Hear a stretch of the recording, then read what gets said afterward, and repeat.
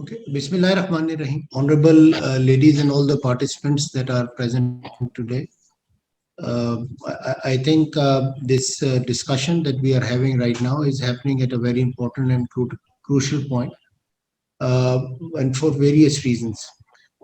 But before I highlight those reasons, I would be speaking a bit about how cities are considered as engine of growth globally and how do they contribute to the economy. And if we take the example of Sialkot, because this discussion today is about Sialkot, I think in the last 40 years, Sialkot has emerged as the key driver of economic activity for Pakistan. So in the last about 40 years, Sialkot and I think the entire belt has emerged as the key economic driver for Pakistan.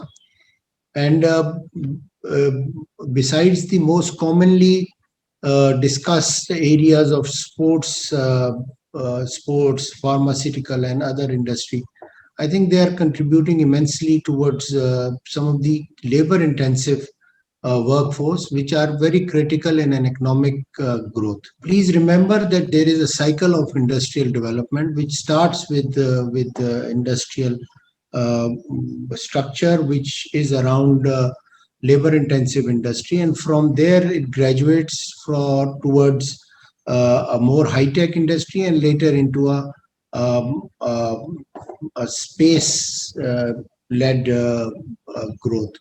So I think what Sialkot has done in terms of developing the industry is extremely important, and we must acknowledge the effort of the chamber there. Now, with this said, things are changing. Also, we are seeing concept of new smart cities coming. We are seeing concept of new SEZs, integrated SEZs are coming, and that is being governed by the digital age that we all live in.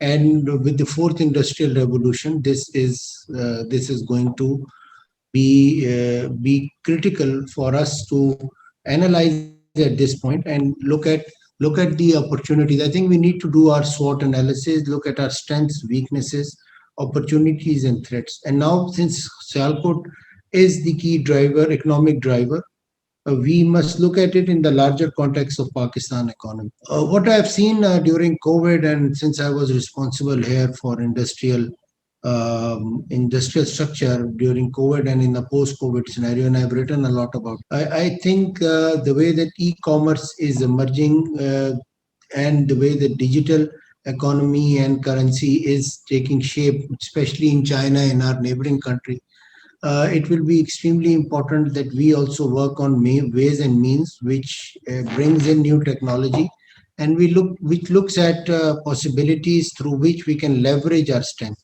The good part here is that we have a large human resource available in that region and also across the country, which can speak English and which are technology wiser than perhaps our generation. And if we can use that younger generation, which is in abundance in our country, and we are blessed to have a percentage which actually is our strength as we speak.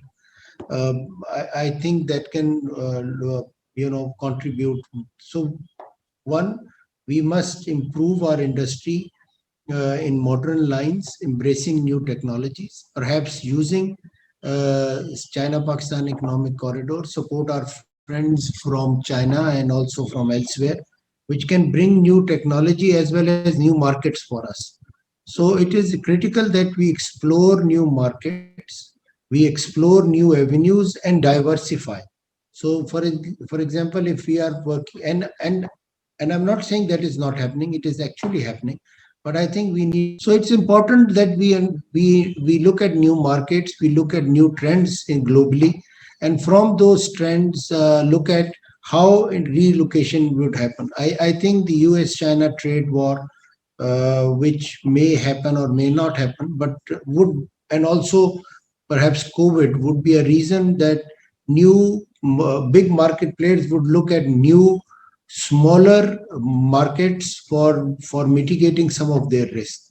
And this is where actually Pakistan and Sialkot has a critical role to play. So if we can set up some joint ventures set up new technologies, bring in new technologies through which we can take a jump start or leapfrog towards towards high tech industry. I think that can be extremely useful. Lastly, I would also like to state that while we do this, we should also be cognizant of the overall overall national environment. I guess provision of utilities would be critical for us to move into the next phase, even of the next phase of CPEC, which promises a lot of SCZs and a lot of industrial relocation. I think provision of electricity, provision of gas, provision of qualified IT skills, English speaking skills are better. Our e-commerce is doing exceedingly well. Services sector is doing exceedingly well. So I think we need to bridge these gaps and work towards the economic growth. Last point is about China-Pakistan economic corridor, because based on my previous experience, I cannot end without talking about China-Pakistan economic corridor. Since I was responsible for crafting the not as individual, but as a team crafting the long-term plan, I think urban regeneration, uh, emergence of new industrial cities.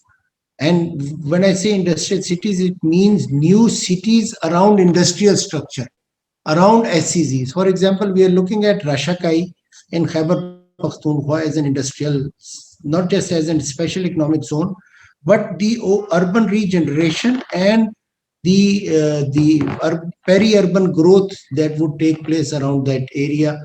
We are also seeing a lot of Chinese taking interest in not just within the zone, but outside the zone, like areas where there could be potential tourism, joint ventures in tourism. We're looking at areas where there could be housing sector, and low cost housing through Nea Pakistan is one of the areas. So I think Sialkot would expand, but if we can plan that expansion well around the industrial development, I think we will achieve our target much shorter. But hats off to Sialkot, hats off to the Chamber of Sialkot.